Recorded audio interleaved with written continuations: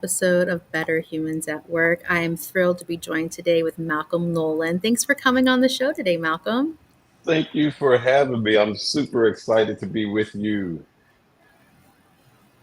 Malcolm and I met whenever he was still in the Pittsburgh area, and whenever I found out he was leaving, I was like, Pittsburgh's gonna miss you. Pittsburgh's losing out. So a little bit about Malcolm. He is a motivational and transformational keynote speaker, event MC, author, and moderator, and just has an amazing story to share. A story of challenge, tragedy, and ultimately triumph as he navigated a youth surrounded by drug and alcohol addiction and poverty. Malcolm is founder and CEO of M. Nolan Enterprise LLC, running this Florida based motivational and transformational keynote speaking business for over 3 years. Before that, he was the business relationship director with the Pittsburgh Business Group on Health. That was the region's only nonprofit solely focused on improving and advocating for more healthcare access, quality, and transparency for employers and employees. He was responsible for developing senior management relationship with companies of all sizes. And then prior to Pittsburgh Business Group on Health, Malcolm is a 16-year veteran in the banking industry in various management and leadership capacities. His most recent honor was being named Visionary of the Year with the Lymphoma Society, where he helped raise significant amount of money toward research to eradicate this blood cancer disease. In addition to his professional endeavors, Malcolm is active in community initiatives, including Family Links, where he teaches financial literacy and assists in youth development efforts. And today, Malcolm resides in Florida with his wife, Dr. Is it Canny? Keena, Keena, Keena. Dr. Keena Kristen Johnson Everyone Nolan, gets that wrong. MD. Keena, and their 6 children. So, Yes. what a life of accomplishments! What an incredible career you've had, Malcolm. Tell us how it's been going with your own company these last 3 years. So it is going exceptionally well, um, especially with everything that has happened over the last couple of years in my life. Hear my thoughts, hear how I have, I don't want to get ahead of myself, but hear how I have moved forward in my life. So things are going well. M. Dolan Enterprise LLC is in full effect. And so I love speaking. I love helping folks. I always make sure that when I'm on stage or if I'm coaching one on one, if I'm coaching a group or coaching a team, that I'm always minded. I'm always focused on my here and how I can make an impact. And that has helped me, the helped me to get noticed for people because it's genuine, it's pure. I'm not just out trying to make money, although I need to take care of my family. But that's not my. I don't speak to live. I live to speak, and I live to Mm, share and help make a difference in other people's lives. I It's love what I it. love to do. It's my why. So I've seen you speak and MC events, and you just have such a great energy that you share with the audience. I have been so intrigued ever since we scheduled this conversation about the Yeah. title and the topic that you chose, which is Beyond the Brain Scan: The Silent Battles Behind Neuroscience and Human Endurance. Where did this topic come Hmm. from? Give me the background, give me the context, because I feel like it kind of came out of left Yes. field. Well, like I said, my life experiences these last 2 years, I'm a little over 2 years now. It's been crazy. But my wife, she is a pediatric neurosurgeon. Mm, And so, with my life experiences, with her clinical background, it it brought everything together. And so, the brain and how it works, and how our brains can be, um, how trauma shapes our brains, but how our our brains can be reshaped by how we communicate, how we share, how we deal with what we're feeling. For instance, so to get right into it, jump right into it. You said, how did this all come about? It just came out of nowhere. It really did, kinda, sorta. Because, and I say that because my whole life's work has been surrounded by moving forward in not masking how I feel, not masking what's going on with me, but to really deal with it. To not for many years I did skip over what was going on with me. I just because I had to grow up fast. My mother was addicted to drugs and alcohol. My father was addicted to drugs. My mom's boyfriend was addicted to drugs. So it was all I was just it was I was surrounded by it. It was in my home. People came into my home to shoot up heroin, and it was just crazy. And so I had to learn how to keep on moving. I had to learn how to keep on moving to stick and move, so to speak. I had to grow up fast, and so I had to keep a short memory. If I saw something in my house where which I did, I would walk in the kitchen by mistake, only to find several people putting needles in their arms. I had to I had to see it, but not see it, so that I can keep on moving forward. And it was very difficult. It was a struggle. But then fast forward to when I become an adult, I marry the woman that I thought I was going to be with forever, and I felt like this is my wife for life. And then Wanda, she had a cardiac arrest in our home, unexpected. I did not see that coming.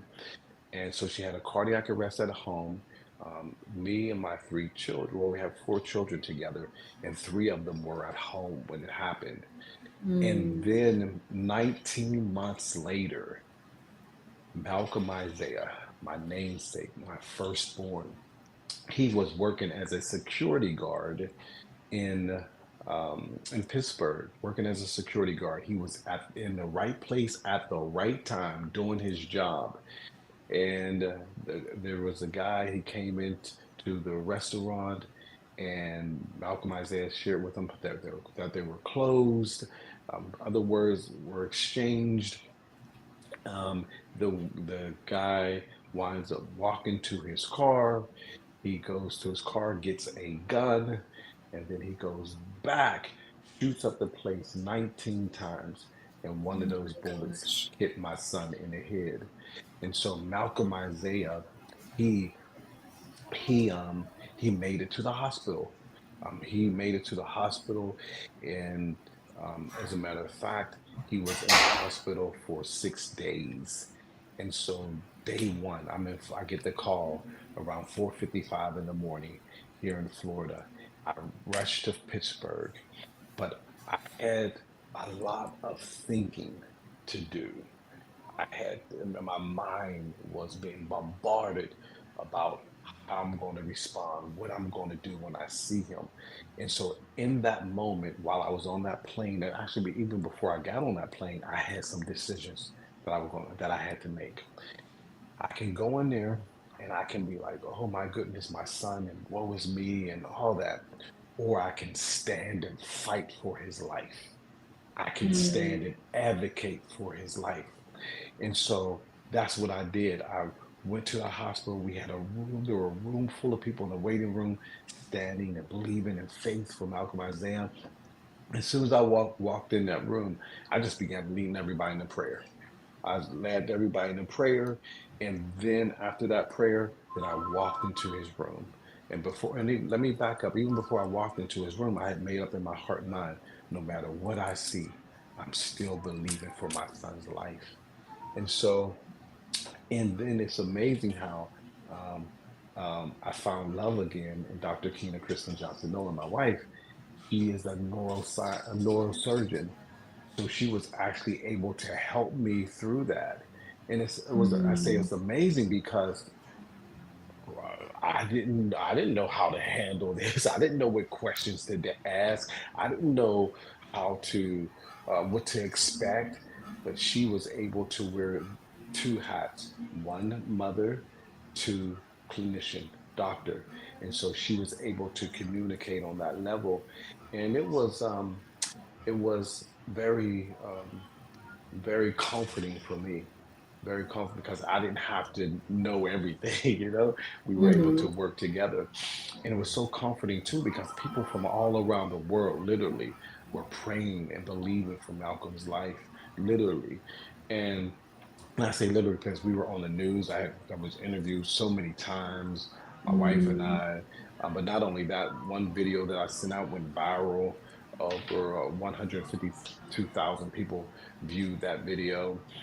And so all these things that has happened in my life, from my childhood to my adulthood, to losing my first wife, to losing my son, it all brought this together to say, okay, now what am I going to do?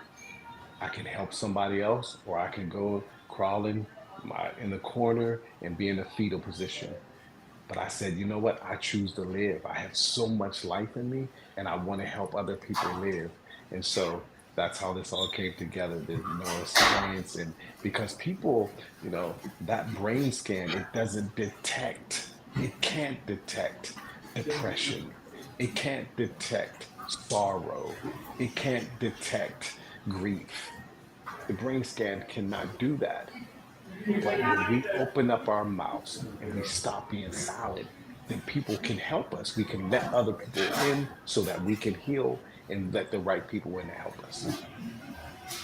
Tell me a little bit more about the relationship between neuroscience and endurance.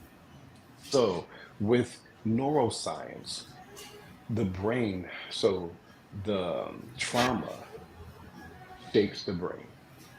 And then, so our brain is designed to heal itself, but our brain can't do all the work on its own.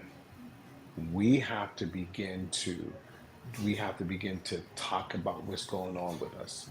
We have to begin to reshape our negative thinking and change that negative thinking into positive thinking. So when our faith, our spiritual beliefs, all that comes plays a part in how we live, how we reshape our brain. And so the brain, if um, if all we're focused on is just what we're going through and the pain, the suffering, then your brain is like, okay, I want to heal, I want to help you out, but I can't do it all on my own.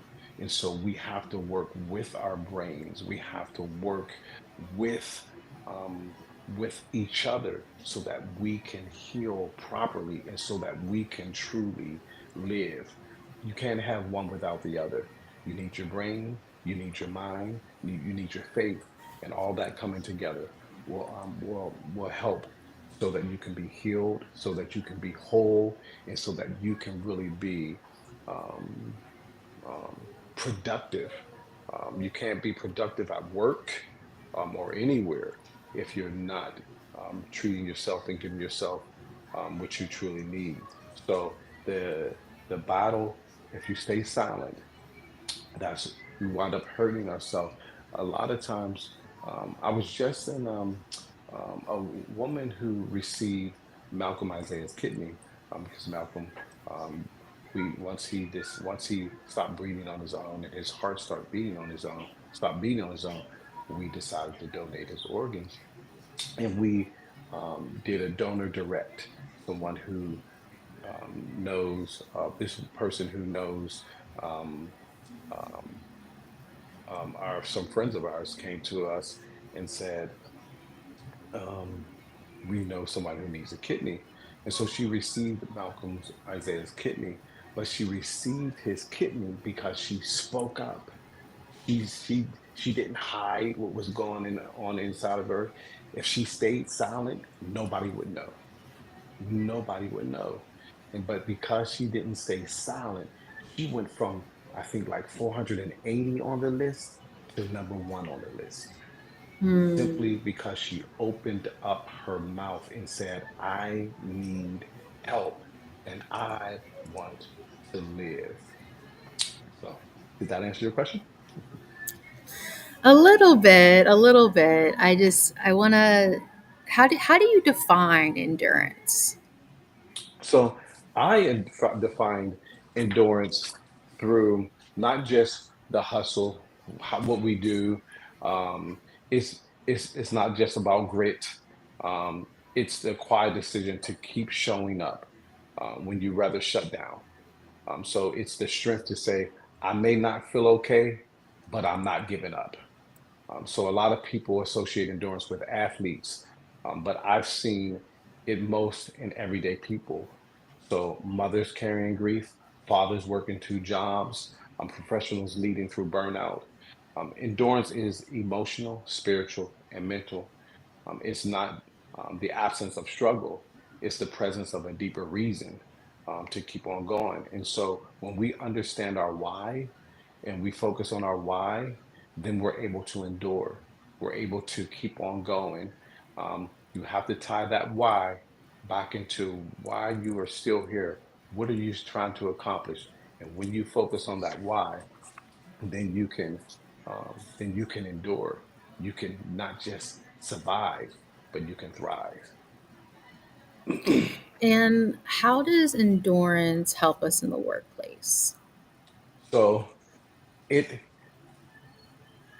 the en- endurance isn't about how much you perform, it, or staying silent, keeping quiet. That's at one time you were praised. We were praised if you just stuffed it all under the pillow, cried at home, left all your tears on the pillow, and came to work and did your job. Didn't say nothing about it, but did your job, performed. That was praised. You were praised. You were celebrated for that. You were strong. You're tough. But that's not sustainable. That's not healthy. And so being able to share, okay, this is what's going on with me. And when employers model that for us, when they model the endurance, when they model um, and show what's going on in them, they're talking, they're sharing, they're opening up with their heart, their soul, their mind. Now the employee can say, wow, okay, this is what endurance looks like. This is what it means to not just talk about mental health and being free and workplace to talk about it, but the impact, showing freedom, showing liberty, and I can do the same. So when we open up and share, and we're honest with each other, then now we perform better. We have better results. Um, so that's what it means to have endurance and not lose sight of excellence. No, we're still all about excellence, but I'll produce more, I'll produce better. When you show me that you value me, when you are concerned about my mental health and you create space, not just a um, not just say, we create a space for mental health or everybody's free to share their heart, but when you actually model it and we're actually doing it, now you get better results. We produce more.